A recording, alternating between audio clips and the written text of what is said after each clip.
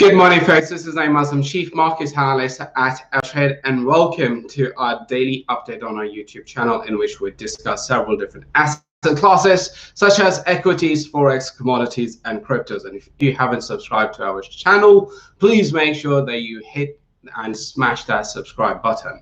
Now, when I look at the US markets and of course the European markets, there's one dominant color among them, and that is green. US futures are trading up by more than 249 points, and for the S&P we are up by 33 points. In terms of a percentage, that means US futures are nearly, and both the US and S&P 500 futures are up nearly approximately 1%. And traders are very much picking up momentum from European markets, which are trading well over 1.5%. Doesn't matter whether we are talking about the DAX, which is your German index, the CAC, your French index, and the stock 600, which is overall represents the fall of Europe. So the momentum in the European markets is to the upside for all the major stock indices. Now, the question, if you wanted to ask me, is the name, why are we trading to the upside? What happened to that spillover effect or that qualm or the uncertainties about hedge funds winding down their short positions and you selling the long positions, which I've discussed previously in any of my videos. So folks, we are not seeing the same sort of a momentum from retail investors and traders.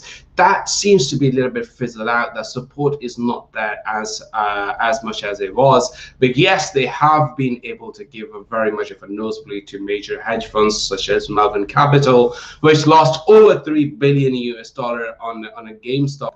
But if you look at the GameStop stock's performance yesterday, you could really see that the stock is down by more than 5%, 30% yesterday. And in the after-hour markets, we also saw this. We also saw that the trend still continuing to the downside, and even now, I don't really see much of a movement on the upside for that. But the investors are looking more on the major fundamentals now, such as your how the economy is performing, how the earnings are said, telling us, and more importantly, the major milestone which has created a big headline over the United States, which says that more people are vaccinated in the United States in comparison to the cases which are there. So this has really boosted the optimism that yes, the more people are getting vaccinated, things will get back to normality. And that is very much driving the sentiment in the equity market.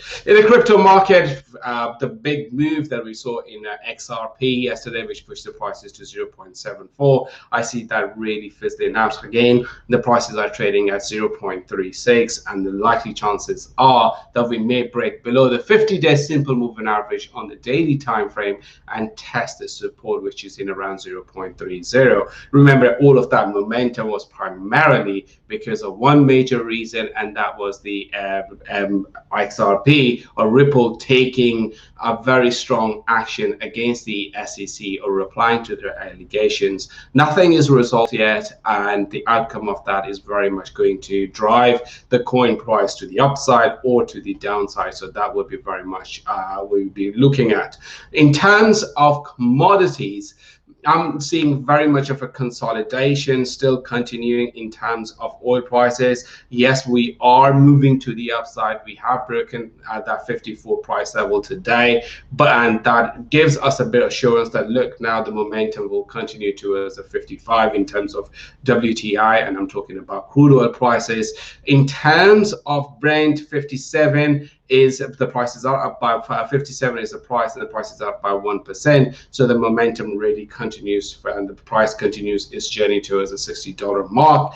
In the forex market, not much. We had a data from the UK, which was kind of okay, the economic numbers, but sterling is trading at 1.36. So the momentum, by looking at the price, it says that yes, we still skew to the upside. There is more room to the upside rather than to the downside, and the same pretty much goes for the euro as well. That's all for now, and I'll see you guys tomorrow.